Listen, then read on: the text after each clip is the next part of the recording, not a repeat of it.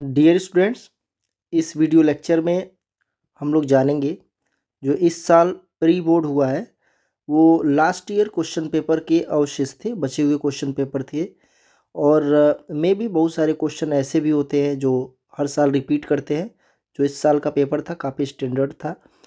ये last year हुआ 2025 में जो क्वेश्चन पेपर बच गए थे उनसे इस साल प्री बोर्ड करवा दिया गया। ये प्रश्न पत्र कोई सा भी हो, क्वेश्चन पेपर कोई सा भी हो, वो परीक्षा के दृष्टिकोण से, एग्जाम के दृष्टिकोण से सभी महत्वपूर्ण होते हैं। ऐसा नहीं है कोई क्वेश्चन पेपर ऐसा हो जो आपके काम ना आए। तो सारे प्रश्नों को आप लोग चाहे जो भी बायोलॉजी में जहाँ से भी आपको क्वेश्चन पेपर मिल रहे हो, अगर वो बोर्ड से रिलेटेड है तो वो एक स्टैंडर्ड क्वेश्चंस होते हैं। तो इस वीडियो लेक्चर में हम लोग जानेंगे कि जो इस साल बोर्ड के रूप में बायोलॉजी का क्वेश्चन पेपर आपको दिया गया था, सीरीज थी 348 इन ब्रैकेट BCL, इस सीरीज के क्वेश्चन पेपर को मैं सॉल्व करने जा रहा हूँ। और आप लोग बड़े ध्यान से इसको देखेंगे। सारे प्रश्न इंपॉर्टेंट है, जरूरी नहीं कि यूपी बोर्ड के, CBSE बोर्ड के भी क्वेश्चन पेपर ऐसे ही होते हैं, NCERT बेस्ड ही होते हैं। ये आपका सब्जेक्ट कोड है। परीक्षा के समय यहाँ पे आप अपना रोल नंबर भरेंगे, यहाँ पे नाम लिखेंगे। तो चलिए स्टार्ट करते हैं। आज का जो क्वेश्चन पेपर है उसको हम लोग सॉल्व करते हैं और देखते हैं कि आज आपने कौन कौन सी गलतियाँ किया हुआ है। बोर्ड परीक्षा में आपने अगर यही सेम क्वेश्चन पेपर आपने पाया होता तो जाहिर सी बात है वो सारी गलतियाँ, अक्सर बहुत सारी ऐसी गलतियाँ होती हैं हमारे रिवीजन न होने के कारण आप गलती कर देते हैं। ठीक है, थोड़ा सा रिवीजन लगभग हर चैप्टर का आपको थोड़ा थोड़ा कर लेना चाहिए, क्योंकि आज का ये जो हमारा क्वेश्चन पेपर है, क्वेश्चन पेपर के बारे में हम लोग बात करते हैं और सॉल्व करते हैं एक एक करके सारे प्रश्न। ये जो हमारा क्वेश्चन है ये स्पर्धी अपवर्जन का नियम, ये पहला क्वेश्चन है। स्पर्धी अपवर्जन का नियम किसने दिया था? हालांकि इंग्लिश में ये गॉसेस एक्सक्लूजन प्रिंसिपल के नाम से है। एक्सक्लूजन प्रिंसिपल सीधे कर देगा, एक्सक्लूजन प्रिंसिपल किसने दिया था? तो गॉस नामक वैज्ञानिक ने दिया था। जिनका जिनका सही होगा वो लोगों का एक नंबर यहाँ पे निश्चित हो जाएगा, क्योंकि ये बहुविकल्पीय प्रकार का है। इसमें आपके पास जो ऑप्शन होंगे उसी में से आंसर देने होते हैं, अलग से आपको कोई आंसर नहीं देना होता है। ये आपका पॉपुलेशन, जो ऑर्गेनिजम्स एंड पॉपुलेशंस है, उस चैप्टर से ये क्वेश्चन बना हुआ है। ठीक है, सजीव और समष्टि करके है, वो चैप्टर से लास्ट टॉपिक है। उसमें मैंने बताया था कि जब कोई दो जीव एक साथ रहते हैं, ठीक है, तो वो आपस में अगर वो कंपटीशन रखते हैं, प्रतिस्पर्धा करते हैं, तो दोनों को नुकसान होता है। ठीक है, इस दौरान जो रिसेसिव होता है, जो अप्रभावी होता है, वो वहाँ से निकल जाता है, वहाँ उस पॉपुलेशन में नहीं रहना चाहता है। इसी को कहते हैं गासेस एक्सक्लूजन प्रिंसिपल। गासेस ने कहा था कि जो अप्रभावी कैरेक्टर्स होते हैं, जो अप्रभावी यानी कि बहुत कमज़ोर जो होता है, वो वहाँ से छोड़ देता है। जैसे मैंने एक उदाहरण बताया था कि एक आइलैंड है एबिंगडन, वहाँ पे टर्टल रहता था, उस टर्टल का नाम था एबिंगडन टर्टल, आइलैंड का नाम था गैलापेगोस आइलैंड। तो इस एबिंगडन टर्टल के वहाँ से जाने का कारण ये था कि वहाँ पे गोट को इंट्रोड्यूस कर दिया गया, बकरियों को वहाँ पे इंट्रोड्यूस कर दिया गया, जिससे एबिंगडन टर्टल वहाँ से निकल लिए। तो ये आपका एक बेहतर एग्जाम्पल है। तो जितने लोगों का गॉस सही है उन लोगों को एक नंबर यहाँ पे निश्चित है मिलना है। ठीक है, अगले क्वेश्चन पे आते हैं। क्वेश्चन है DNA अंगुली छापी, इसको जनरल लैंग्वेज में आप कहते हैं DNA फिंगरप्रिंटिंग में किस तकनीकी का प्रयोग किया जाता है? तो आंसर है सदर्न ब्लॉट हाइब्रिडाइजेशन। देखो, जब मैंने इसको बताया था तो उस समय मैंने कहा था कि DNA के जब छोटे छोटे खंड हो जाते हैं, ठीक है, तो वो एक इलेक्ट्रोफोरेटिक जेल में ऐसे पड़े रहते हैं। इसको कहते हैं एगारोज जेल। याद रखना, परीक्षाओं में ये पूछता है कि एगारोज जेल क्या होता है। ठीक है, एगारोज एगारोज जेल, ये एगारोज जेल क्या होता है? ये जेलिडियम और ग्रासिलेरिया नाम के समुद्री शैवाल से बनता है। इसी में जो DNA के छोटे छोटे खंड होते हैं इसी में तैरते हैं। तो DNA फिंगरप्रिंटिंग में इसको नाइट्रोसेलुलोज की शीट पर इसको पिनअप कर दिया जाता है और इसी को वेट ऊपर से लगा करके सुखाया जाता है। इसी को कहते हैं सदर्न ब्लॉटिंग। ठीक है, क्वेश्चन का सही आंसर है सदर्न ब्लॉटिंग। ठीक है, नेक्स्ट आते हैं, मलेरिया का सबसे घातक प्रजाति है, ध्यान दीजिएगा, मलेरिया का जो सबसे घातक प्रजाति है वो क्या है। तो यहाँ पे आपके पास 4 ऑप्शन है, प्लाज्मोडियम फैल्सीपेरम, वाइवैक्स मलेरी और ओवेल। मैंने जब आपको इसकी इंग्लिश लिखवाई थी तो मैंने बताया था कि जब आप फैल्सीपेरम लिखेंगी, फैल्सीपेरम, ठीक है, तो आपको लगेगा कि ये ज़्यादा लंबा हो गया, ठीक है। ऐसे ही वाइवैक्स लिखने में आपको कम, ठीक है, मलेरी, ओवेल, ओवेल में भी। तो ये फैल्सीपेरम के बारे में आपको बताया गया था, उसी समय मैंने ट्रिक बताया था कि फैल्सीपेरम जो है मलेरिया फैलाने वाला जो प्लाज्मोडियम की स्पीसीज है उसकी सबसे घातक प्रजाति है, ठीक है। प्लाज्मोडियम फैल्सीपेरम मलेरिया फैलाने वाले जितनी भी प्रजातियां हैं प्लाज्मोडियम की उसमें सबसे घातक प्रजाति है। ट्रिक भी मैंने बताया था, इसी वजह से आपको शुरू में ये बताना पड़ा, अदरवाइज उसका कोई ज़रूरत नहीं है। बाकी एक और पूछता है चतुर्थक मलेरिया, हो सकता है इसमें न पूछे, ठीक है, न पूछा हो, अलग बात है। क्वार्टन, क्वार्टन मलेरिया क्या होता है, तो वो प्लाज्मोडियम मलेरी से, ठीक है। चतुर्थक मलेरिया किससे फैलता है, प्लाज्मोडियम मलेरी से फैलता है। तो ये दोनों चीज़ें आप ध्यान दीजिएगा, ये हालांकि पूछा नहीं है, इसका सही आंसर क्या है, सबसे घातक प्रजाति प्लाज्मोडियम फैल्सीपेरम है। हो सकता है कि नेक्स्ट कुछ एग्जाम में आपको ये देखने को मिले कि चतुर्थक मलेरिया किसकी वजह से होता है, तो वो आंसर है प्लाज्मोडियम मलेरी से, ठीक है। नेक्स्ट आते हैं, विडाल टेस्ट किस बीमारी के निदान में उपयोग किया जाता है, ये आप सब लोग जानते होंगे, टाइफाइड। नेक्स्ट आते हैं शुक्राणु जनन, स्पर्मियोजेनेसिस क्या है। देखिए स्पर्मियोजेनेसिस जब पूछ दिया है तो ये स्पर्मेटोजेनेसिस का एक पार्ट है, शुक्राणु जनन। आपने पढ़ा होगा कि प्राइमोडियल सेल्स होता है, प्राइमोडियल सेल्स क्या होता है, डिप्लॉयड होता है, यानी मनुष्य के केस में 46 उसमें गुणसूत्र रहेंगे, फिर उसमें माइटोसिस टाइप का होगा, ठीक है। माइटोसिस से क्या बनेगा, प्राइमरी स्पर्मेटोसाइट, इससे बनेगा पहले स्पर्मेटोगोनिया, स्पर्मेटोगोनिया, फिर बनेगा प्राइमरी स्पर्मेटोसाइट, ठीक है। तो ये प्राइमरी स्पर्मेटोसाइट जो है सबसे पहले क्या बनेगा, प्राइमोडियल सेल्स, ठीक है, फिर बनेगा प्राइमरी स्पर्मेटोसाइट्स, वो भी अभी 46 रहेगा। इसमें मियोसिस होगा तो 23 क्रोमोसोम्स वाला सेकेंडरी स्पर्मेटोसाइट्स बनेगा। ये सेकेंडरी स्पर्मेटोसाइट्स जो है एक अपरिपक्व संरचना बनाएगी जिसे हम लोग कहते हैं स्पर्मेटिड्स, याद रखना क्या कहते हैं, स्पर्मेटिड्स, ठीक है। ये क्या होता है, नॉन मोटाइल होता है कि उसमें टेल नहीं होता है, पूंछ नहीं होती है। अब ये स्पर्मेटिड्स जब टेल वाला कोई संरचना बना लेगा, ठीक है, तो इसी को कहते हैं स्पर्मेटोजोआ, स्पर्मेटोजोआ। और ये स्पर्मेटोजोआ जो है बाद में चल के स्पर्म बनाएगा। तो यहाँ पे जो नॉन मोटाइल अचल स्पर्मेटिड्स है, ठीक है, उससे स्पर्मेटोजोआ, स्पर्मेटोजोआ क्या, टेल की वजह से ये चल हो जाता है, यानी कि चलने लगता है, मोटाइल हो जाता है। तो नॉन मोटाइल स्पर्मेटिड्स से, ठीक है, नॉन मोटाइल अपरिपक्व स्पर्मेटिड्स से मोटाइल परिपक्व स्पर्मेटोजोआ के बनने की प्रक्रिया को कहते हैं स्पर्मियोजेनेसिस, जो आपके क्वेश्चन में पूछा गया है। तो सही आंसर क्या होगा इसका, नॉन मोटाइल, ठीक है, यानी अचल, अचल और अपरिपक्व स्पर्मेटिड्स से चल एवं परिपक्व स्पर्मेटोजोआ के बनने की प्रक्रिया को क्या कहते हैं, स्पर्मियोजेनेसिस अथवा शुक्राणु जनन, ठीक है। ये पूरी तरह से क्या होता है, यह एक प्रक्रिया स्पर्मेटोजेनेसिस की एक प्रक्रिया है।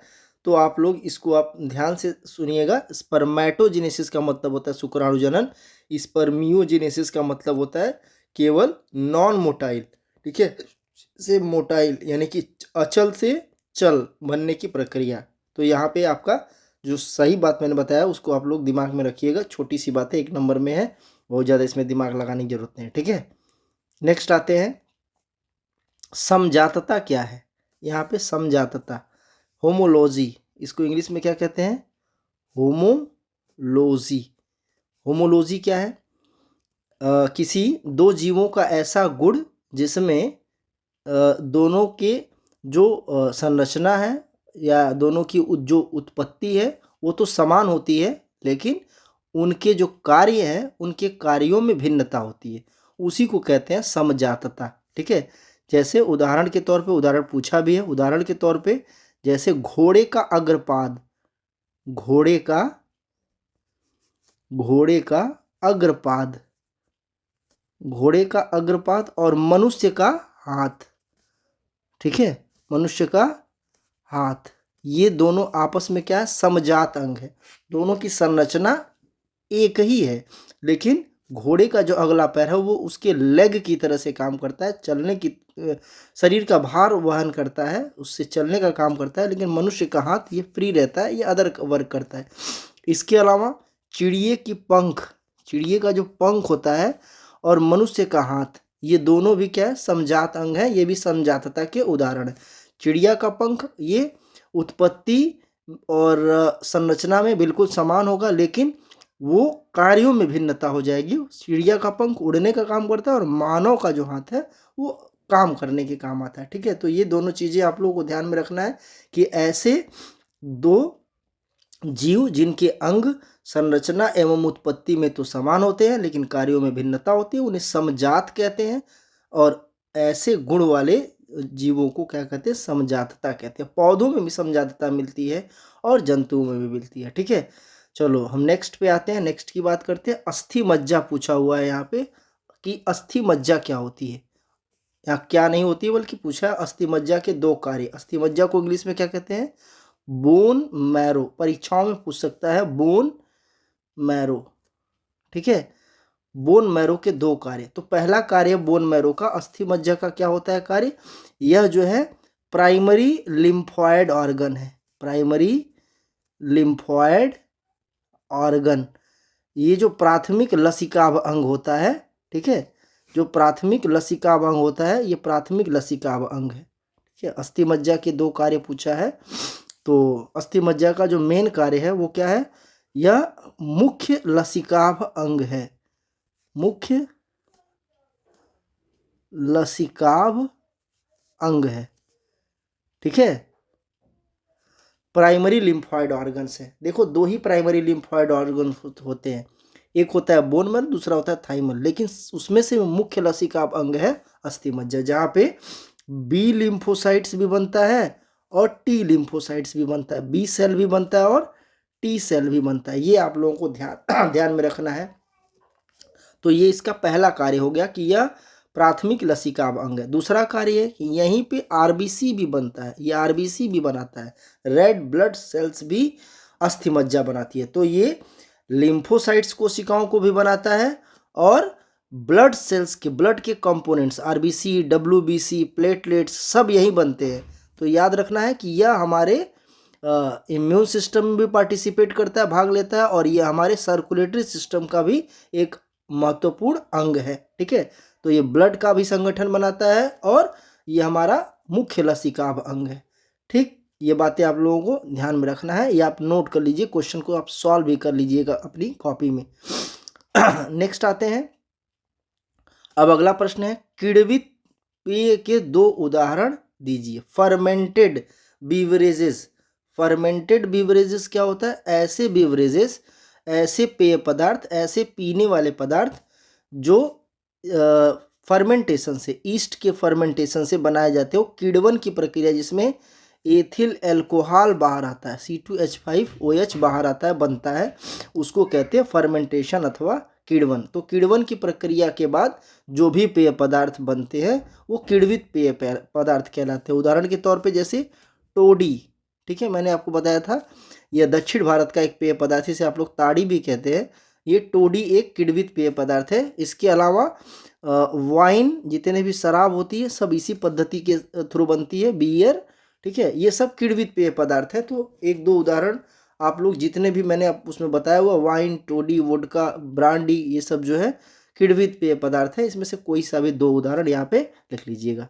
नेक्स्ट आते हैं, एक खरपतवार का नाम लिखिए। बताइए, एक किसी घास का नाम पूछ दिया तो प्रश्न ऐसे ही होते हैं बोर्ड परीक्षाओं में, जो आप अपेक्षा नहीं करेंगे वो प्रश्न आपसे पूछे जाते हैं। तो एक खरपतवार, अब ऐसा नहीं है कि आप दूब लिख दीजिएगा, लतरी, घास, ये सब नहीं लिखना है। आप उसका वैज्ञानिक नाम आपसे अपेक्षा कर रहा है, वैज्ञानिक नाम आप बताइएगा। ऐसा नहीं है कि आप कुछ भी लिख दीजिएगा, ठीक है, क्योंकि आपकी कॉपी पश्चिमी उत्तर प्रदेश में जांची जाती है। जो आपके यहाँ का घास है, हो सकता है कि वहाँ पे किसी और नाम से जाना जाता हो, तो बुक के अकॉर्डिंग लिखना है। आप साइंटिफिक नेम लिखेंगे तो यूनिवर्सल हो जाएगा, वो पूरी दुनिया में एक ही नाम होता है। तो सबसे पहले इस प्रश्न पे आप लोग हंसिएगा मत, ये बहुत नॉर्मल सा प्रश्न है। खरपतवार का नाम पूछ दिया तो ऐसा नहीं कि हम कुछ भी लिख देंगे। तो मैं आपको बता रहा हूँ, जैसे पार्थेनियम एक अच्छा उदाहरण है। पार्थेनियम, इसे आप हिंदी में अगर लिख रहे हैं तो गाजर घास भी लिख सकते हैं, पार्थेनियम। इससे एलर्जी वगैरह भी होता है, मैंने बताया था। इसके अलावा लेथाइरस, लेथाइरस, इसके अलावा ऑक्जेलिस, ऑक्जेलिस, साइनोडॉन, साइनोडॉन। तो आपने जो एक्सपेरिमेंट किया था अपनी कॉपी में, जो क्वाड्रेट वाला, ठीक है, उसमें आपने क्वाड्रेट जो बनाया था, 4 ऐसे खाने बनाया था अपने खेत में, इसको एक्सपेरिमेंट किया होगा। उसमें सारे जितने भी खरपतवार, उसका नाम लिखा होगा पार्थेनियम। ये इसको मैंने आपको चित्र के माध्यम से बताया था कि होता क्या है। लेथाइरस, इसे लतरी बोलते हैं। ऑक्जेलिस, इसे खट्टी बूटी भी बोलते हैं। 4 पत्ते ऐसे निकले होते हैं, ठीक है, ये 4 पत्ते निकले होते हैं, जगह जगह आपको मिल जाएगा। इसके अलावा साइनोडॉन, ये दूब है, ठीक है। नेक्स्ट आते हैं लघु उत्तरीय प्रश्न है। ये आपके चित्रात्मक भी हो सकते हैं, क्योंकि 2 नंबर के भी, ये सारे 2 नंबर के प्रश्न हैं, ठीक है। तो उसमें पहला प्रश्न है, मानव शुक्राणु का नामांकित चित्र बनाइए। देखिए, मानव शुक्राणु का जो चित्र होता है वही आपको बनाना है। आप कोई अन्य चित्र के बारे में आप नहीं जाएंगे। जो आपको चित्र बनाया गया था, बताया गया था, वही आपको बनाना है, ठीक है। मानव शुक्राणु में ये वाला चित्र आपको बनाना है, ये चीज़ आप ध्यान में रखिएगा, ठीक है। ये चित्र आप लोग जो है, इस चीज़ को आप लोग ध्यान में रखिएगा। मानव शुक्राणु में बहुत सिंपल सा ये चित्र है, ठीक। इसको आप, जैसे ये हेड हो गया, ठीक है, ये एक्रोसोम हो गया, न्यूक्लियस हो गया, नेक, मल्टी माइटोकॉन्ड्रिया हो गया, ठीक है, और ये एक्सियल फिलामेंट और टेल। तो ये आप ध्यान में रखिए, बहुत ज़्यादा कॉम्प्लिकेटेड ना हो, साधारण सा चित्र हो, क्योंकि वो 2 नंबर में है। हो जाता है इसमें आप कॉम्प्लिकेटेड करेंगे, करने की कोशिश करेंगे तो आप 1-2 नंबर का और नुकसान हो जाएगा, टाइम का भी नुकसान होगा, ठीक है। नेक्स्ट आते हैं, नेक्स्ट है उन्नायक, ठीक है। प्रमोटर के 2 कार्य लिखिए। तो उन्नायक या प्रमोटर क्या होता है, पहले आप ध्यान से सुनिएगा। जब आप ट्रांसक्रिप्शन यूनिट बनाए होंगे, अनुलेखन एकल, ये अलग से भी प्रश्न पूछता है, अनुलेखन एकल का आप चित्र बनाइए। तो उसमें सबसे पहले आपने बनाया होगा टेम्पलेट स्टैंड, 3 to 5 और 5 to 3। तो एक सिरा जो टेम्पलेट स्टैंड का 3 होता है, उस सिरे को, उस किनारे को कहते हैं प्रमोटर इंड। क्या कहते हैं? प्रमोटर इंड, ठीक है, इसको कहते हैं उन्नायक। और ये प्रमोटर इंड जो है, क्या करता है, यहीं से ट्रांसक्रिप्शन शुरू होता है, अनुलेखन यहीं से शुरू होता है। तो पहला कार्य क्या है, अनुलेखन का समारंभन प्रमोटर इंड से ही शुरू होता है, ठीक है। और अनुलेखन का जो समारंभन है, अनुलेखन का जो आरंभ है, शुरुआत है, वो कहाँ से शुरू होता है, प्रमोटर इंड से। तो ये पहला कार्य हो गया। दूसरा कार्य क्या है, किसी भी डीएनए की, ये क्या है, पूरा डीएनए है, डीएनए के एक छोटे से खंड को ही कहते हैं अनुलेखन एकल, अनुलेखन की इकाई। तो डीएनए के से जो एमआरएनए बनने की प्रक्रिया है, उसी को तो ट्रांसक्रिप्शन कहते हैं, अनुलेखन कहते हैं। तो ये अनुलेखन के लिए जो जिम्मेदार एंजाइम है, डीएनए डिपेंडेंट आरएनए पॉलीमरेज, यानी सीधे सीधे हम कह सकते हैं कि आरएनए पॉलीमरेज एंजाइम। जो आरएनए पॉलीमरेज एंजाइम है, ठीक है, वो प्रमोटर इंड पे ही जुड़ता है, ठीक। जो आरएनए पॉलीमरेज एंजाइम है, ये प्रमोटर है, प्रमोटर इंड, इसका पहला कार्य हो गया, ट्रांसक्रिप्शन शुरू होता है। दूसरा क्या काम हो, ये आरएनए पॉलीमरेज एंजाइम इसी इंड पे आके जुड़ता है। टेम्पलेट स्ट्रैंड का ये 3 पोलैरिटी है, और कोडिंग स्ट्रैंड का यह 5 पोलैरिटी है, ठीक है। नेक्स्ट है संक्रामक रोगों के नियंत्रण के लिए 2 विधियां लिखिए। तो संक्रामक रोग क्या होते हैं, एक किसी व्यक्ति से दूसरे व्यक्ति में फैलने वाले रोग को कहते हैं संक्रामक रोग। इसको नियंत्रण की जो विधियां हैं, तो पहली विधि है हाइजीन। हाइजीन मतलब स्वच्छता, ये आप नोट कर लीजिए। किसी संक्रामक रोग के नियंत्रण की जो पहली विधि है वो क्या है? हाइजीन। आप हाइजीन, साफ सफाई रखेंगे, आपको कोई बीमारी नहीं होगी। दूसरा क्या है? अगर वो संक्रामक है तो हमको क्या करना है? हमको छुआछूत से बचना है, यानी इसके टच में नहीं आना है। तो दूसरा क्या है? आइसोलेशन। आइसोलेशन मतलब क्या होता है? किसी के संपर्क में आने से हमको बचना है। आप रिसेंट में कोरोना में ये सब आप सीख चुके होंगे। तीसरी चीज है वैक्सीनेशन। हमको क्या करना है? टीकाकरण। इसकी इंग्लिश क्या होगी? टीकाकरण, वैक्सीनेशन। तो पहला है स्वच्छता, दूसरा है आइसोलेशन, तीसरा है टीकाकरण, और चौथा है एंटीबॉडी का यूज करना। बहुत सारी बीमारियां जो है जीवाणुओं की वजह से होती है, तो वहाँ पे एंटीबॉडी काम करता है। तो आप कुछ मेडिसिन का भी यूज कर सकते हैं, एंटीबॉडी। तो 2 विधि मैंने पूछा है, मैं आपको 4 विधि बता दिया।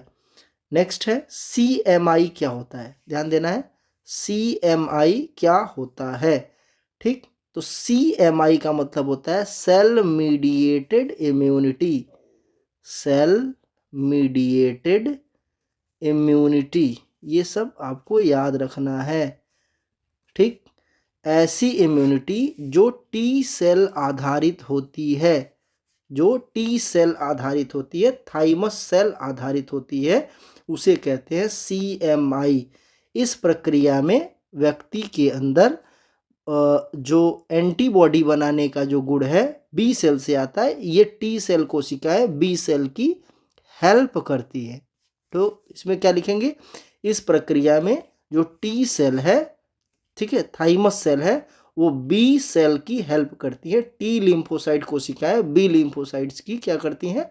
हेल्प करती हैं। किस काम के लिए? एंटीबॉडी बनाने के लिए, प्रतिरक्षी कोशिका बनाने के लिए। तो ये आपका आंसर मैंने आपको बता दिया कि सेल मीडिएटेड इम्यूनिटी क्या, तो बोलेंगे टी सेल मीडिएटेड इम्यूनिटी को ही सेल मीडिएटेड इम्यूनिटी कहते हैं, या टी लिम्फोसाइट आधारित इम्यूनिटी को ही सेल मीडिएटेड इम्यूनिटी कहते हैं। ये क्या है? नेक्स्ट क्या है? बायोपायरेसी क्या है? बायोपायरेसी, बायोटेक्नोलॉजी का जो सबसे लास्ट टॉपिक है बायोपायरेसी, ये उस चैप्टर से पूछा गया है। यदि किसी, ये अब इसके बारे में क्या है, मैंने आपको बताया था कि किसी जो मल्टीनेशनल कंपनी है, बहुराष्ट्रीय कंपनी ने किसी के भी जैव संसाधन पे अगर बिना किसी उसका मूल्य चुकाए, बिना कोई पेमेंट किए, ठीक है, और बिना किसी अधिकार के, यानी उस पर कोई उसका अधिकार भी नहीं है, ठीक है, बिना किसी अधिकार के। ठीक, तीसरी चीज क्या है? बिना किसी सलाह के। ठीक है, पहला क्या है? बिना किसी पेमेंट को दिए, बिना किसी अधिकार के, बिना किसी सलाह के, अगर किसी जैव संसाधन पर, जैव संसाधन पर अगर वो प्रैक्टिस करता है, अगर वो अपने प्रयोगों को जारी रखता है, उसका यूज करता है, उसका उपभोग करता है, तो इसी को कहते हैं बायोपायरेसी। तो इसके लिए जो परिभाषा होगी क्या होगी?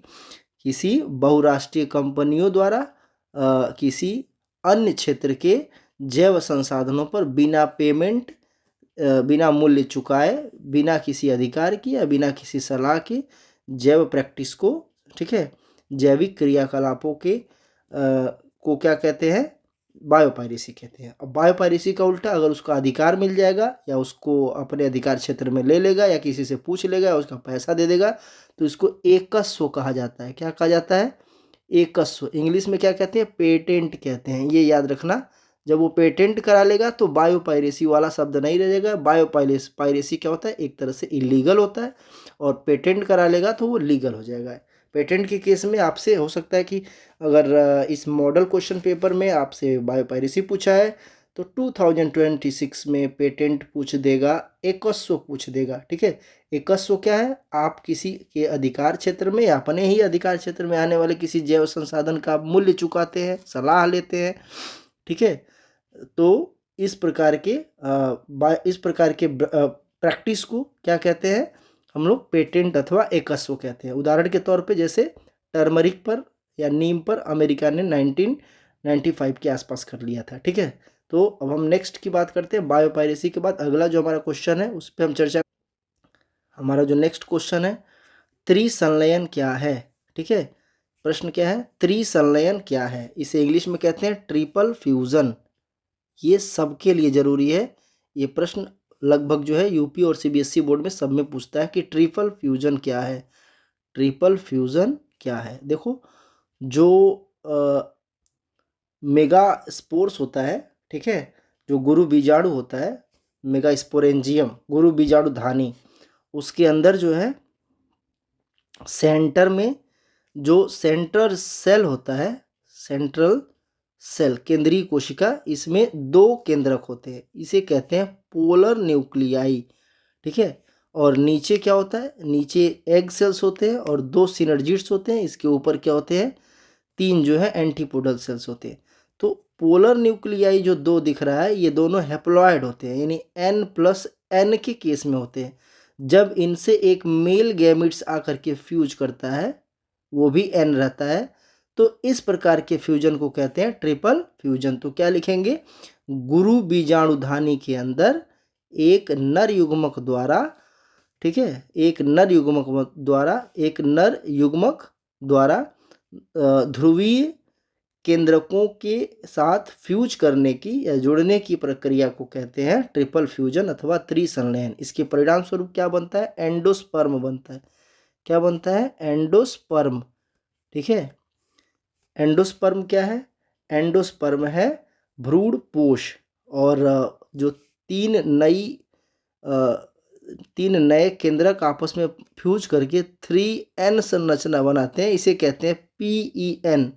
हो सकता है परीक्षाओं में आपसे पूछ दे कि PEN का पूरा नाम क्या है, तो प्राइमरी एंडोस्पर्म न्यूक्लियस। जो पहला कोशिका बनेगा,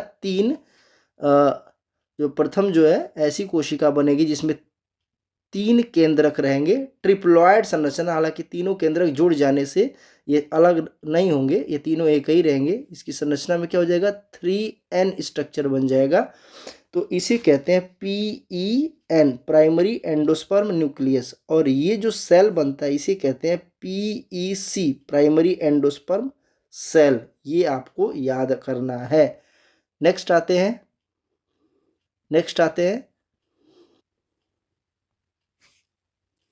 नेक्स्ट है बहुजीनी वंशागति क्या है। पॉलीजेनेटिक इनहेरिटेंस, याद रखना, पॉलीजेनेटिक इनहेरिटेंस।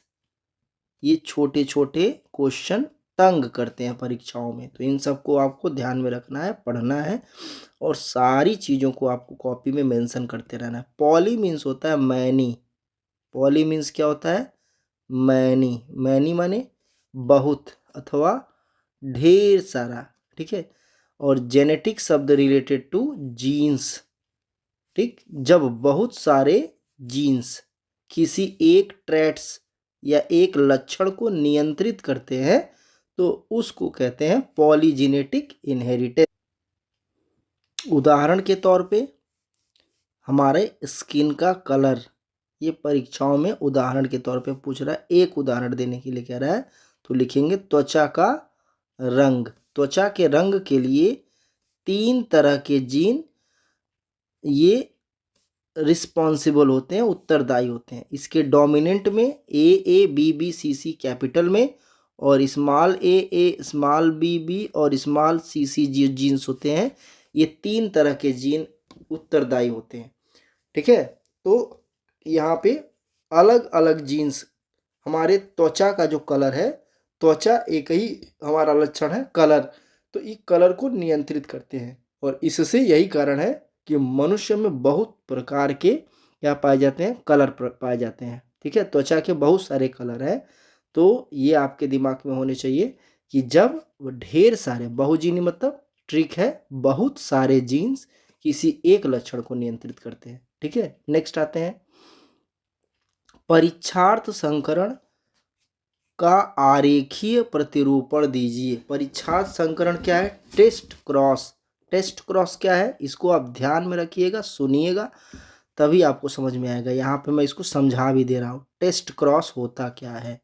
ठीक है, ध्यान से सुनना है।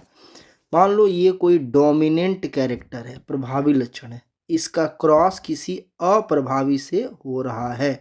ठीक है, ये क्या है, प्रभावी है और ये क्या है, अप्रभावी है।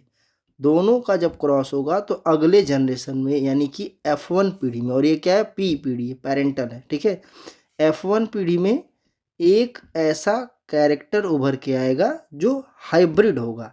ठीक है, तो ये जो हाइब्रिड है, संकर नस्ल की प्रजाति है, इसका क्रॉस अगर पुनः पेरेंट के किसी रिसेसिव से, अप्रभावी से करवाया जाता है तो इसी को कहते हैं टेस्ट क्रॉस। क्या कहते हैं, टेस्ट क्रॉस, या इसी को कहते हैं परीक्षार्थ संकरण।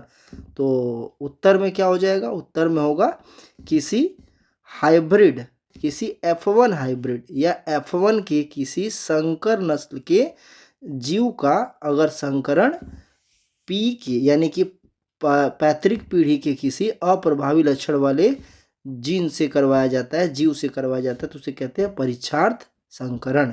इस चीज को आपको ध्यान में रखना है। चलिए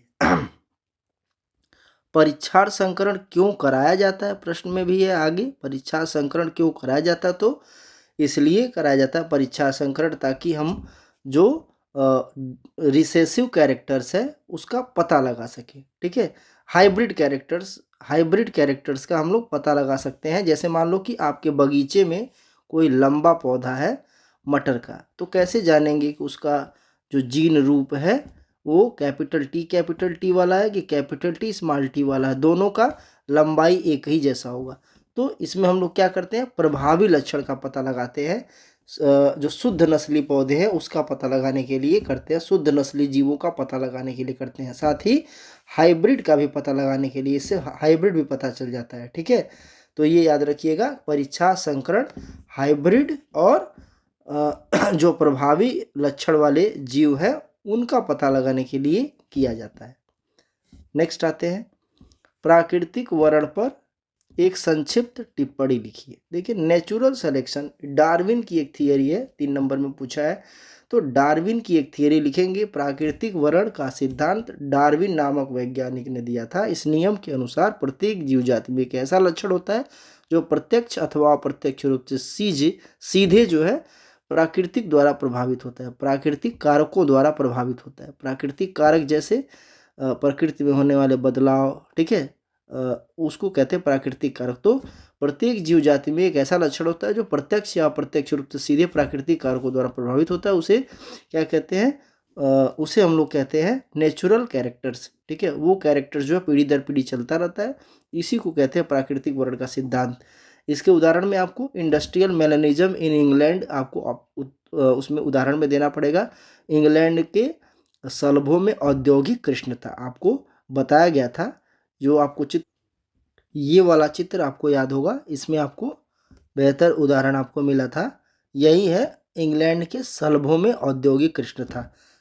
यहाँ पे आपने देखा कि जब उद्योग धंधों का विकास नहीं हुआ था तो जो स्किन कलर था किसका, जो एपिडर्मिस कलर था पेड़ों का, लाइकेन का, वो फेड नहीं हुआ था, डार्क नहीं हुआ था।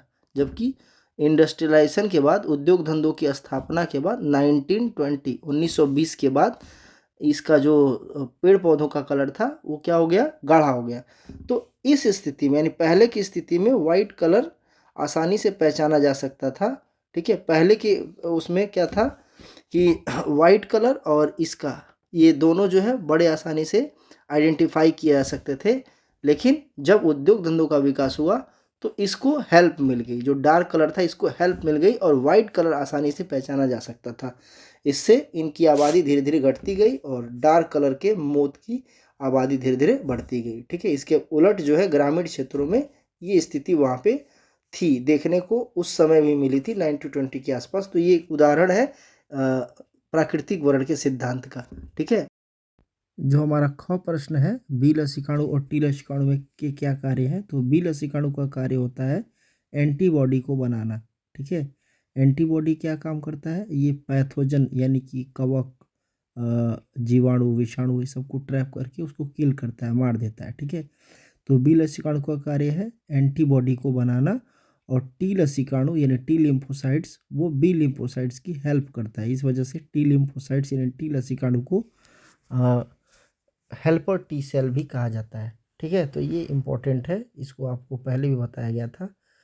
एलर्जी पर एक संक्षिप्त टिप्पणी लिखने के लिए कह रहा है। तो एलर्जी क्या है? एक एलर्जीन्स के प्रति धूल, धुआं, ठीक है, सूट्स, परागकण इत्यादि वायुमंडल की वे पदार्थ जो हमारे श्वसन मार्ग के थ्रू अगर हमारे शरीर में प्रवेश करते हैं तो वो एक अनुक्रिया देते हैं। अनुक्रिया के रूप में क्या होता है? हमारे शरीर से खांसी, सर्दी, ठीक है, छींकना, आँख से पानी आना, ये सब के रूप में एक हमारा शरीर जो है एक एक्टिविटी, एक जो है एक प्रतिक्रिया प्रदर्शित करता है, जिसे हम लोग एलर्जी कहते हैं। तो वे पदार्थ जो ये खांसना, छींकना ये सब के लिए उत्तरदायी होते हैं, उसे एलर्जीन्स कहा जाता है। वो जब हमारे शरीर में प्रवेश करते हैं तो उसके रिस्पॉन्स में उसको बाहर करने के लिए हमारे शरीर से एक केमिकल स्रावित होता है, जिसका एग्जाम्पल है सेरोटोनिन्स, हिस्टामाइंस, प्रोस्टाग्लैंडिन्स। ये सब केमिकल्स जो है उस बाहर से आने वाले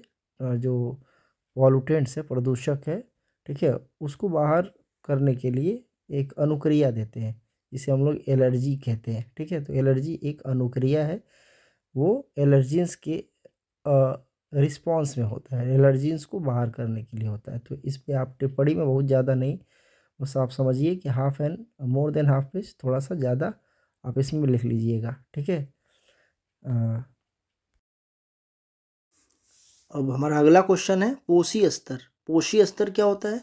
आपको बताया गया था कि किसी इकोसिस्टम में बहुत सारे ऐसे जीव होते हैं जो पौधे होते हैं। ठीक है, ये भी एक जीव है, हरे पौधे, ग्रीन प्लांट। इसके अलावा हरे पौधों को खाने वाले यानी शाकाहारी। इसके अलावा शाकाहारी जानवरों को खाने वाले यानी कि मांसाहारी। तो भिन्न भिन्न प्रकार के जीवों का अपना एक विशेष स्थान होता है इकोसिस्टम में। हम जानते हैं कि हरे पौधों को पौधा कहा जाता है, ठीक है, पौधों को खाने वाले को शाकाहारी कहा जाता है। लेकिन इकोसिस्टम या पारितंत्र का अपना एक लैंग्वेज होता है, अपनी एक भाषा होती है। ठीक है, उसमें शाकाहारी जीवों को क्या कहा जाता है? शाकाहारी जीवों के लिए जो स्थान बनता है, विशेष स्थान, उसे कहते हैं प्रथम पोषी स्तर। क्या कहते हैं? प्रथम पोषी स्तर, फर्स्ट ट्रॉपिक लेवल। अब फर्स्ट ट्रॉपिक लेवल के बाद जो दूसरा ट्रॉपिक लेवल है वो ठीक इसी के ऊपर होगा, ऊर्ध्वाधर क्रम में ऐसे व्यवस्थित होते चले जाएंगे। ये सेकेंड ट्रॉपिक लेवल है, द्वितीय पोषी स्तर। इसके ऊपर तृतीय पोषी स्तर होगा। अब प्रथम पोषी स्तर में कौन आएगा? हरा पौधा। यहाँ पे क्या आएगा? हरा पौधा, ग्रीन प्लांट। हरे पौधे को खाने वाले को क्या कहते हैं? हर्बीवर्स। ठीक है, हर्बीवर्स यानी कि शाकाहारी जीव, और शाकाहारी जीवों को खाने वाले को कहते हैं कॉर्निवर्स। तो इस प्रकार से हम देखते हैं कि प्रत्येक जीवों का अपना एक निश्चित एरिया डिसाइड हो गया, प्रत्येक जीव का अपना एक निश्चित जगह पारितंत्र में डिसाइडेड हो गया है।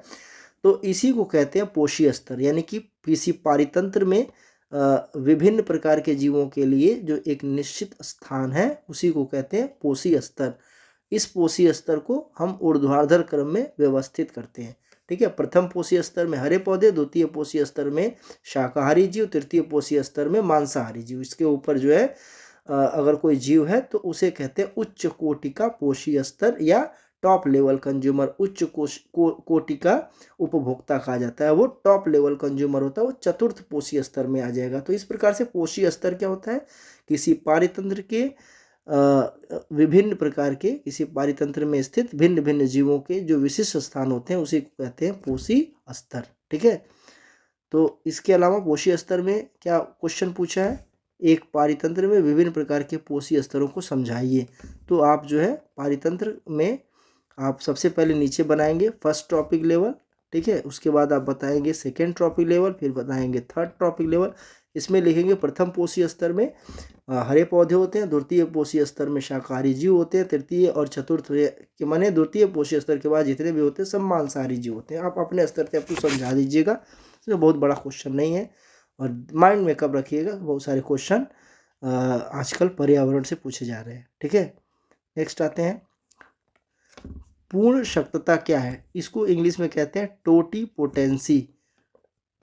टोटिपोटेंसी जो है हमारा 9 चैप्टर जो कट गया है, strategies of enhancement in food production करके था, ठीक है, वो सिलेबस से बाहर हो गया। हालांकि ये कभी कभी ऐसा होता है आउट ऑफ सिलेबस से भी कुछ क्वेश्चन कर देते हैं, तो इसको थोड़ा सा मैं बता दे रहा हूँ, अब दिमाग में रखिएगा। किसी भी जीव में किसी भी पौधे की मैं बात करूँ, ये पौधे का ही एक एबिलिटी है टोटिपोटेंसी। किसी भी पौधे की किसी भी कोशिका में, अगर वो सजीव है पौधा, तो पौधे की सजीव कोशिका में क्षमता होती है कि वो एक टिश्यू कल्चर के माध्यम से, ऊतक संवर्धन के माध्यम से एक नया पौधा बना सकता है। इसी क्षमता को कहते हैं पूर्ण सशक्तता, ठीक है, पूर्ण सशक्तता कहते हैं, और इसे टोटिपोटेंसी कहते हैं। जैसे आपको 10th लेवल में थोड़ा बहुत बताया गया था कि पौधे का जो ऊतक होता है, चाहे पौधे का कोई सा भी भाग का ऊतक हो, वो पत्ती का ऊतक हो, जड़ का ऊतक हो, तना का ऊतक हो, ऊतक में एक क्षमता होती है कि वो नया पौधा विकसित कर सकता है अगर उस तरह का माध्यम उसको मिले। और इसी उसकी क्षमता को, ठीक है, पौधे की इसी क्षमता को कहते हैं टोटिपोटेंसी। सूक्ष्म प्रवर्धन पर टिप्पणी लिखने के लिए, हालांकि मैंने बताया कि आउट ऑफ सिलेबस क्वेश्चन है, फिर भी आपको थोड़ा बहुत बता दे रहा हूँ। देखो सूक्ष्म प्रबंधन कैसे तैयार किया जाता है, ठीक है। इसमें एक टेस्ट ट्यूब लिया जाता है, टेस्ट ट्यूब को स्लैंट तरीके से टेढ़ा, हल्का सा टेढ़ा करके रखा जाता है, और इसमें कल्चर रख दिया जाता है। कल्चर का मतलब ऐसा लिक्विड मीडियम जिसमें पौधे आसानी से ग्रो कर सके। इसमें बहुत सारे फाइटो हार्मोन्स रहते हैं, ग्रोथ सपोर्टिंग इसमें जो है ऑर्गेनिक मटेरियल, फूड मटेरियल्स वगैरह रहते हैं, ये सब इसमें भर दिए जाते हैं, और इसमें उस ऊतक को रखा जाता है जिसका हम लोग नया पौधा बनाना है। और धीरे धीरे इस पौधे में पहले रूट डेवलप होता है, फिर पौधे में तना बनता है, फिर इस पौधे को बाहर निकाला जाता है और मिट्टी में लगाया जाता है। तो आप अलग अलग स्टेप्स में, हालांकि 3 नंबर में है, इसको आप लिख लीजिएगा। मान के चलिए ये सिलेबस से बाहर है, तो इस साल बोर्ड ये गलती नहीं करेगा। अब आते हैं प्रतिरक्षी अणु की संरचना और प्रतिरक्षियों की कार्यों का वर्णन करिए। देखो प्रतिरक्षी जो अणु है, एंटीबॉडी, मैंने आपको चित्र में बताया था, H2L2 चेन के बारे में आपको बताया गया था। H2L2 चेन पूछता है परीक्षाओं में भी, आप सीधे सीधे भी रख देता है, तो आप उस चेन को, इस तरीके का डायग्राम आप याद होगा, ठीक है, इस तरीके का डायग्राम आप जानते होंगे, तो ये डायग्राम आप अच्छे से इसको आप लोग बना लीजिएगा, ठीक है। ये काफ़ी इम्पोर्टेंट भी होता है, और परीक्षाओं में लगातार पिछले कई साल से मैं देख रहा हूँ अलग अलग माध्यम से पूछता आ रहा है, ठीक है। इसके कार्य क्या है, अगला जो हमारा प्रश्न है, प्रश्न में ही आपको दिया गया है प्रतिरक्षियों के कार्यों का वर्णन करिए। तो एंटीबॉडी जो होते हैं उनका जो मेन काम होता है, एंटीजन यानी पैथोजन यानी रोग कारक जो पदार्थ होते हैं, चाहे वो जीवाणु हो, विषाणु हो, इनकी पहचान करके उनको ट्रैप करना, पकड़ना और किल करना, जिससे हमारे शरीर को रोगों से सुरक्षा मिलती है। तो ये उसका प्रमुख कार्य है। नेक्स्ट आते हैं, जीन चिकित्सा क्या है, ध्यान से सुनना है। जीन चिकित्सा बायोटेक्नोलॉजी के पोर्शन में है, और ये परीक्षाओं में पूछता है। तो जो जीन चिकित्सा है, ठीक है, जीन थेरेपी इसे कहा जाता है। तो इस प्रोसेस में जनरली परिभाषा ही पूछा है, तो ये आधुनिक चिकित्सा पद्धति की वह प्रक्रिया जिसमें त्रुटिपूर्ण जीन, ध्यान रखना है, जो बातें इसमें आपको याद रखना है वो क्या है, त्रुटिपूर्ण जीन को ठीक कर जो आनुवांशिक विकार होते हैं या जो जीन विकार होते हैं उसको, असाध्य जो जीन विकार होते हैं उसको ठीक किया जाता है, उसका उपचार किया जाता है, उसे कहते हैं जीन चिकित्सा, ठीक है। तो जीन चिकित्सा क्या है, ये जीन से संबंधित विकारों के उपचार की एक नवीन पद्धति है।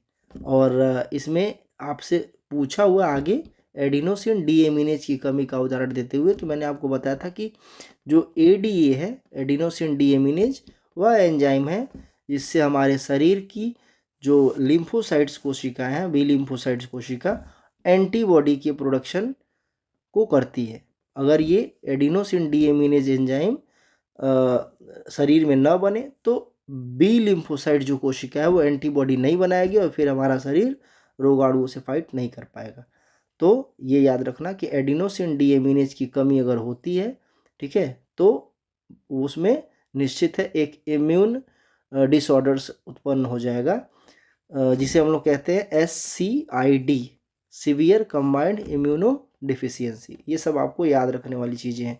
तो इसकी उदाहरण को आपको बताना है कि मैंने आपको क्लास में बताया था कि 4 साल की बच्ची का सबसे पहले एडिनोसिन डीएमिनेज की कमी का निदान किया गया था अमेरिका में, ठीक है। और इसमें क्या किया जाता है कि इसकी 2-3 पद्धतियां हैं। जैसे अगर एडीए कमी हो गई है तो सबसे पहले बोन मैरो ट्रांसप्लांट किया जा सकता है, बोन मैरो में ही बी लिम्फोसाइट बनता है। दूसरे का बोन मैरो प्रत्यारोपित किया जाता है। दूसरा क्या है, रेगुलर इंटरवल पर उसके शरीर में एडीए इनपुट किया जाएगा इंजेक्शन के माध्यम से। और तीसरा gene therapy, gene therapy permanent इलाज है। इसमें जो स्वस्थ मनुष्य होता है उसका लिम्फोसाइट कोशिका को बाहर निकालाता है। उसके लिम्फोसाइट कोशिका में जो डीएनए होता है, जो एडीए जीन्स बनाता है, ठीक है, इस जीन्स को सबसे पहले क्या करते हैं, किसी रिट्रोवायरस के साथ, ठीक है, एक रिट्रोवायरस एक ऐसा विषाणु होता है जो हमारे डीएनए को दूसरे के शरीर में ले जा सकता है। तो उसका उपयोग करके हम क्या करते हैं, स्वस्थ मनुष्य का जो बी लिम्फोसाइट्स का जीन है वह अस्वस्थ मनुष्य यानी कि रोगी के शरीर में भेज दिया जाता है। कैसे भेजा जाता है, इसकी प्रक्रिया को मैंने आपको बताया था कि मान लो ये स्वस्थ मनुष्य का बी लिम्फोसाइट है, ये उसका वो जीन है जिसमें एडीए जीन्स है, ठीक है, वो डीएनए जिसमें एडीए जीन्स है। और ये क्या है, ऐसा व्यक्ति है जो ऐसे व्यक्ति का बी लिम्फोसाइट्स जिसमें एडीए जीन्स नहीं है, तो जो रिट्रोवायरस होगा, ठीक है, ये इसके जीन्स को ले जा करके इसमें इनकारपोरेट कर देगा। यानी इसके जीन्स को एक तरह से वेक्टर के रूप में ले जा करके स्वस्थ मनुष्य का जो जीन्स होता है, एडीए जीन्स वाला बी लिम्फोसाइट्स का जो जीन्स है, वो रोगी के शरीर में से निकाले गए बी लिम्फोसाइट्स में ट्रांसफ़र कर देगा। अब इस बी लिम्फोसाइट्स का कल्चर किया जाएगा। इस बी लिम्फोसाइट्स को एक ऐसा न्यूट्रिशन माध्यम, पोषक माध्यम दिया जाएगा जिससे ये धीरे धीरे अपनी संख्या बढ़ा लेगा और प्रत्येक कोशिका में ये एडीए जीन्स रहेगा। अब ये जब रोगी के शरीर में भेजा जाएगा तो उसके शरीर में बी लिम्फोसाइट्स के साथ साथ एडीए जीन्स भी बनेंगे और एंटीबॉडी भी बनेगा। तो इस तरीके से इसके इलाज की एक विधि है। नेक्स्ट आते हैं, अगला क्वेश्चन है, पौधों में कीट परागण की प्रक्रिया, कीट परागण की क्रिया सहोपकारिता का एक उत्कृष्ट उदाहरण है, इसे समझाइए। देखिए, जो पॉपुलेशन इंटरेक्शन वाला जो टॉपिक है, ऑर्गेनिजम्स एंड पॉपुलेशन, ठीक है, सजीव एवं समष्टि, इस चैप्टर से देखो 2-2, 3-3 क्वेश्चन हो गए इसी पेपर में ही। उसमें जो लास्ट का टॉपिक है म्यूचुअलिज्म, ठीक है, म्यूचुअलिज्म, सजीविता, जब दो जीव साथ साथ रहते हैं, दोनों एक दूसरे को फायदा पहुंचाते हैं तो उसे कहते हैं म्यूचुअलिज्म अथवा सजीविता। उसी में एक उदाहरण है सहोपकारिता। इसमें होता क्या है कि एक जीव है, उसको कहते हैं मोथ, ठीक है। ये मोथ किसी भी फ्लावर्स में अपना एग ले करता है, यानी अंडा देता है। अब उस एग ले करने से, अंडे देने से, ठीक है, उस फ्लावर को पॉलिनेशन यानी परागण में सहायता मिलती है। और उस मोथ को, इस कीट को, उस शलभ को क्या मिलता है, शलभ को एक थोड़ी सी जगह मिल जाती है जिससे वो अंडा देता है, साथ साथ उससे मकरंद भी लेता है। तो बहुत सारे पौधे केवल पॉलन के लिए, केवल जो है मकरंद के लिए, नेक्टर के लिए दूसरे पुष्प पे उतरते हैं। बहुत सारे पौधे, बहुत सारे ऐसे कीट होते हैं जो अंडे देने के लिए दूसरे पुष्प पे उतरते हैं। तो ये आपको ध्यान में रखना है, यही सारी चीज़ें इसमें लिखना है। सहोपकारिता का उदाहरण में क्या लिखना है, जब दो जीव साथ साथ रहते हैं, दोनों एक दूसरे को लाभ पहुंचाते हैं, तो इसे सहोपकारिता कहते हैं। और इसमें पौधों में कीट परागण का एक बेहतर उदाहरण है। इसमें लिखेंगे कि कीटों को पौधों से भोजन और स्थान, अंडे देने का स्थान मिलता है, और पौधों को कीटों से परागण में सहायता मिलती है। नेक्स्ट आते हैं, अंड जनन क्या है, ऊजिनेसिस, ठीक है। देखो, जो ऊजिनेसिस है, इसके डायग्राम को भी बताया गया था कि किसी जो अंडाणु मात्र कोशिका है, जिसे हम लोग कहते हैं ऊगोनियम, क्या कहते हैं, ऊगोनियम से ओवा, ये डिप्लॉयड है, यानी कि 46 नंबर ऑफ क्रोमोसोम्स इसमें रहेंगे। ओवा यानी अंडाणु बनने की जो प्रक्रिया है, 23 गुणसूत्र वाले अंडाणु बनने की प्रक्रिया है, इसको कहते हैं अंड जनन, ठीक है। और इसके लिए आपको जो चित्र बताया गया था, वो चित्र को आप ध्यान से देखेंगे। इसमें आपको बताया गया था कि जो ऊगोनियम होती है, ये प्राइमरी ये प्राइमोर्डियल सेल से बनती है। तो ये oogoनियम ये डिप्लॉयड होती है और इससे जो है माइटोसिस के थ्रू प्राइमरी oocyte बनता है। अब प्राइमरी oocyte में प्रथम अर्धसूत्रीय विभाजन होता है जिससे सेकेंडरी oocytes बनते हैं। सेकेंडरी oocytes क्या होते हैं? हैप्लॉयड होते हैं। ये याद रखना आप लोगों को, ये सेकेंडरी oocytes जो होते हैं वो क्या होते हैं? हैप्लॉयड होते हैं। ठीक है, ये कैसे बनते हैं? प्राइमरी oocytes से। प्राइमरी oocytes में कितने क्रोमोसोम्स होते हैं, कितने गुण होते हैं? 46। उससे प्रथम अर्धसूत्रीय विभाजन के फलस्वरूप जो क्या बनता है? Secondary oocytes। ठीक है, और एक पोलर बॉडी जो निष्क्रिय हो जाता है आगे चल के। अब ये पोलर बॉडी आगे चल के दो पोलर बॉडी बनाता है, ये दोनों निष्क्रिय हो जाते हैं। और सेकेंडरी oocytes जो होता है वह फिर एक पोलर बॉडी बनाता है। ठीक है, ये याद रखना, ये जो पोलर बॉडी होता है ये आगे चल के फिर निष्क्रिय हो जाएगा और एक ही अंडाणु बनता है लास्ट में। लास्ट में जो है एक ही जो परिपक्व अंडाणु है उसी का विकास होता है। 3 जो है पोलर बॉडी बनते हैं जो बाद में निष्क्रिय होकर के नष्ट हो जाते हैं। तो ये आपको ध्यान में रखना है कि परीक्षाओं में जब आपसे पूछे तो स्पर्मेटोजेनेसिस और oogenesis निश्चित ही आप पढ़ के जाइएगा, इससे आपके कम से कम एक क्वेश्चन तो मिलेंगे ही मिलेंगे। अगला क्वेश्चन है, ध्यान दीजिएगा, विनिवर्तन संलक्षण विथड्रॉल सिंड्रोम क्या है? ठीक है, और आगे उसमें जो प्रश्न पूछा है उसको भी ध्यान दीजिएगा। किशोरों को ड्रग या अल्कोहल के सेवन के लिए क्या प्रेरित करता है? इससे कैसे बचा जा सकता है? देखिए, ये सब प्रश्न ऐसे होते हैं जो हमारे कॉमन सेंस के थ्रू सॉल्व होते हैं। इसमें आप बना के जो लिखने वाला फैक्ट है उसको आप कर सकते हो, लेकिन कुछ कॉन्सेप्चुअल होते हैं जैसे विथड्रॉल सिंड्रोम या विनिवर्तन संलक्षण, ये आप बना नहीं सकते हो, इसको आपको पढ़ना पड़ेगा। तो ये होता क्या है बेसिकली, जब कोई किशोर जो है लगातार नशा करता है और नशा के बाद उसको कोई ऐसा वजह जिसके थ्रू वो छोड़ देता है नशा, जैसे डॉक्टर की सलाह पे या परिवार की निषेध के कारण, परिवार द्वारा तमाम तरह के अनुशासनात्मक कार्यवाही के कारण, दंडात्मक कार्यवाही के कारण उसे नशा नहीं करने को मिलता है, तो उसके शरीर में कुछ ऐसे लक्षण दिखते हैं जो को अव्यवहारिक लगते हैं। उदाहरण के तौर पे उसे रात में नींद नहीं आती है, झटका आता है, ठीक है, भूख नहीं लगती है, पसीना होता है। ये सब उसके नशा छोड़ने के बाद की शारीरिक जो है घटनाएं हैं। ठीक है, शारीरिक अनुक्रियाएं हैं, इसी को कहते हैं विथड्रॉल सिंड्रोम। तो व्यक्ति के व्यसन अथवा अल्कोहल के कुप्रयोग के बाद अचानक से छोड़ देने के कारण शरीर में उत्पन्न जो भी गतिविधियां होती हैं, उदाहरण के तौर पे अनिद्रा, भूख प्यास, ठीक है, भूख नहीं लगना, प्यास, बार बार पानी, ठीक है, इसके अलावा पसीना, इसके अलावा झटका आना, ये पागलपन जैसी जो समस्याएं होती हैं इसी को कहते हैं विथड्रॉल सिंड्रोम। अब अगला है, किशोरों को ड्रग या अल्कोहल के सेवन के लिए क्या प्रेरित करता है? इसके लिए मैंने बहुत सारे ऐसे कारण बताए हैं। सबसे पहले है peer pressure. Peer pressure, peer pressure क्या होता है? आजकल युवाओं के ऊपर एक अतिरिक्त शारीरिक और मानसिक दबाव होता है।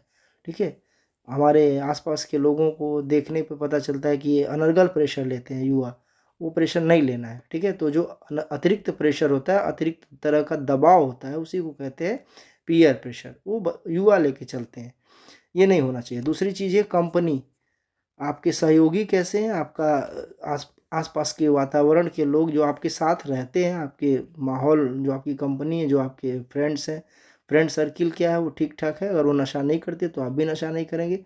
ये सब कुछ कारण हैं जो आप जानते हैं। अशिक्षा, अज्ञानता, ठीक है, माता पिता का जो व्यवहार है, ये सब जो है किशोरों को नशे की तरफ ढकेलता है। ये सब कुछ कारण है, इसको आप लिख सकते हैं।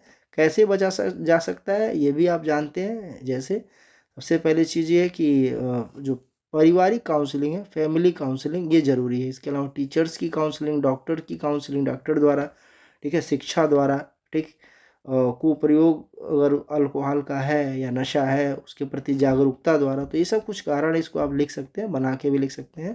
थोड़ा बहुत आपको जानकारी होनी चाहिए। ठीक है, अनुकूली विकरण क्या है? अनुकूली विकरण, ध्यान देना है, एडॉप्टिव रेडिएशन, किसी अनुकूलन के कारण भिन्न भिन्न प्रकार की जातियों के उद्भव को, किसी एक विशेष परिक्षेत्र में अनुकूलन के कारण भिन्न भिन्न जातियों के उद्भव को अनुकूलित विकिरण कहते हैं। इसमें एक ही पूर्वज से अनेकों प्रकार के लक्षण वाले जीव उत्पन्न होते हैं, जिनमें जिनकी उत्पत्ति जो है किसी एक ही पूर्वज से होती है। उदाहरण के तौर पे आगे बढ़ाया है इसमें ऑस्ट्रेलियाई मार्सुपियल शिशुधानी प्राणी का उदाहरण देते हुए समझाइए कि अनुकूली विकर्ण किस प्रकार से अभिसारी विकास है। अभिसारी विकास जब किसी एक ही पॉइंट से ढेर सारे जीवों का उदय होता है, ढेर सारी रेखाएं निकलती है, तो इसे कहते हैं अभिसारी विकिरण या इस विकास को कहते हैं अभिसारी विकास। ऑस्ट्रेलिया में पाए जाने वाले कुछ जीव ऐसे होते जिसमें शिशुधानी होती है, जिसके पेट में निचले स्तर में क्या होता है बैग जैसी संरचना होती है, जिसे कहते हैं शिशुधानी। तो ऐसे बहुत सारे जीव हैं जिनमें शिशुधानी पाई जाती है और ये एक ही पूर्वज से, चूँकि शिशुधानी जो है एक ही जीव में होते हैं, एक ही लक्षण है शिशुधानी वाला, तो ये पता चलता है कि वो किसी एक ही पूर्वज से बने हैं, भले ही आज के अलग अलग है। मैं आपको चित्र के माध्यम से दिखा रहा हूँ, उसको ध्यान से देखिएगा। ये वो चित्र है जिसको आपको जो आपके किताबों में भी दिया हुआ है, ठीक है।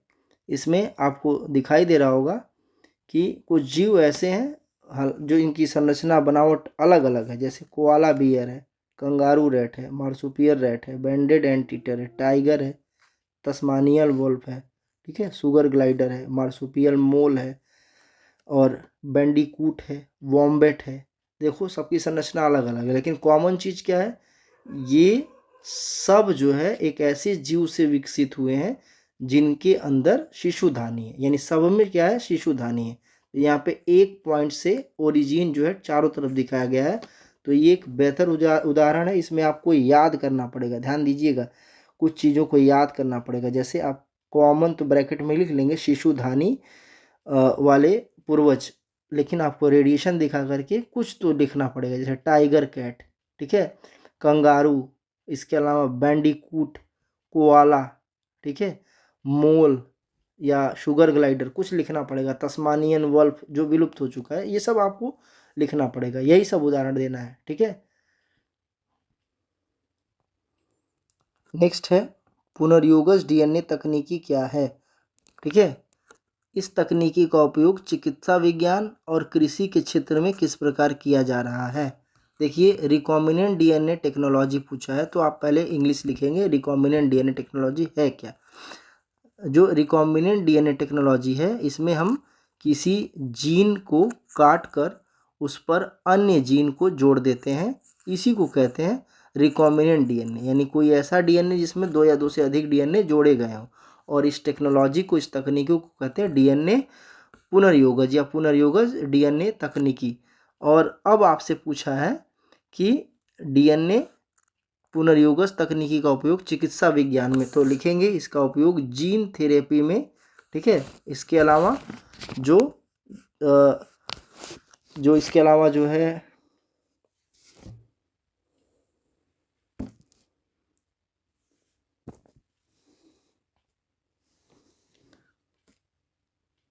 इसके अलावा आपसे जो पूछा है, इसके अलावा इस तकनीकी का उपयोग चिकित्सा विज्ञान, तो किस प्रकार के चिकित्सा विज्ञान में, जीन थेरेपी में, ठीक है। इसके अलावा आपसे पूछा है कि इसके अलावा और भी एग्जाम्पल दे सकते हैं, जैसे जीन के उपचार में, ठीक है, उपचार, जीन डायग्नोसिस में रिकॉम्बिनेंट डीएनए टेक्नोलॉजी का उपयोग किया जाता है बीमारियों के जांच के लिए, ठीक है, जैसे पीसीआर हो गया, पॉलीमरेज चेन रिएक्शन हो गया। इसके अलावा रिकॉम्बिनेंट डीएनए टेक्नोलॉजी के थ्रू ही कृषि के बारे में पूछा गया है, तो कृषि में आपको बताया गया था जैसे बीटी कॉटन, ठीक है, बीटी कॉटन का उपयोग जो है हम कीटों के, कुछ विशेष प्रकार के कीट जो पौधों को नुकसान पहुंचाते हैं, उनसे उपचार के लिए बीटी कॉटन का विकास किया गया है। तो लिखेंगे जीएम प्लांट, जीएम पौधों को के विकास में रिकॉम्बिनेंट डीएनए टेक्नोलॉजी या पुनर्योगज डीएनए तकनीकी सहायक है, ठीक है। इसके अलावा कुछ ऐसे भी कृषि के क्षेत्र में, जैसे आपको बताया गया था कि आरएनए इंटरफेरेंस द्वारा हम टोबैको के पौधे को निमेटोड से बचाते हैं, ठीक है। ये सब कुछ टेक्निक है जिसके थ्रू जो है हम कृषि के क्षेत्र में भी पुनर्योगज टेक्निक को अप्लाई कर सकते हैं। तो ये आपको अपने दिमाग से लिखना पड़ेगा, लेकिन इसमें बनाना नहीं है, ठीक है, ये आपको पढ़ना पड़ेगा। तो बीटी कॉटन तो बताया गया था, मेलाइडी गाइनी इनकॉग्निशिया जो टोबैको को इन्फेक्ट करती है उससे भी किसानों को राहत देने के लिए उसमें डीएनए पुनर्योगश टेक्निक का उपयोग किया गया। नेक्स्ट है जो लास्ट क्वेश्चन है, एक तालाब पारितंत्र का विस्तृत विवरण दीजिए। देखो बहुत आसान होता है इस तरह का प्रश्न में अधिक से अधिक नंबर लेना। तालाब पारितंत्र एक आसानी से आप बना दीजिएगा तालाब पारितंत्र, ठीक है। इसके सबसे बॉटम में आप क्या लिखेंगे, इसके सबसे बॉटम में लिखेंगे पादप प्लवक। क्या लिखेंगे, पादप प्लवक, ठीक है।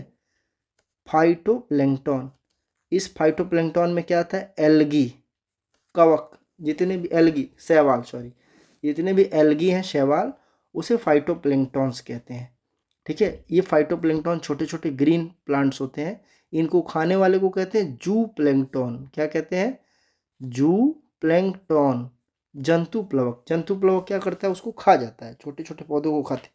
इसको कौन खाता है, जू प्लैंक्टन को कौन खाता है, स्मॉल फिश।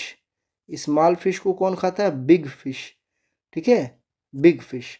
तो ये हो जाएगा फर्स्ट टॉपिक लेवल, ये हो जाएगा सेकेंड टॉपिक लेवल, ये हो जाएगा थर्ड टॉपिक लेवल, ये हो जाएगा फोर्थ टॉपिक लेवल। यानी एक्वाटिक फूड चेन का, तालाब पारितंत्र का जो आपका जो चित्र है वो आप बेसिक डायग्राम बनाएंगे, फिर ट्रॉपिक लेवल के माध्यम से उसको ऐसे जो ट्रॉपिक लेवल बनता है, फर्स्ट टॉपिक लेवल इसमें लिखेंगे पादप प्लवक, सेकेंड टॉपिक लेवल में लिखेंगे जंतु प्लवक, थर्ड टॉपिक लेवल में लिखेंगे छोटी मछलियाँ और फोर्थ टॉपिक लेवल में लिखेंगे बड़ी मछलियाँ, ठीक है। आप अपने अनुसार चित्र को बनाएंगे, फिर ट्रॉपिक लेवल को बताएंगे, फिर आप लिखेंगे। तो ये सब करते कराते आपके करीब करीब 2-2.5 पेज भर जाएंगे और आसानी से आप बेहतर नंबर पा जाएंगे, ठीक है। जो 5 नंबर है वो बड़े आसानी से इसमें मिल जाता है।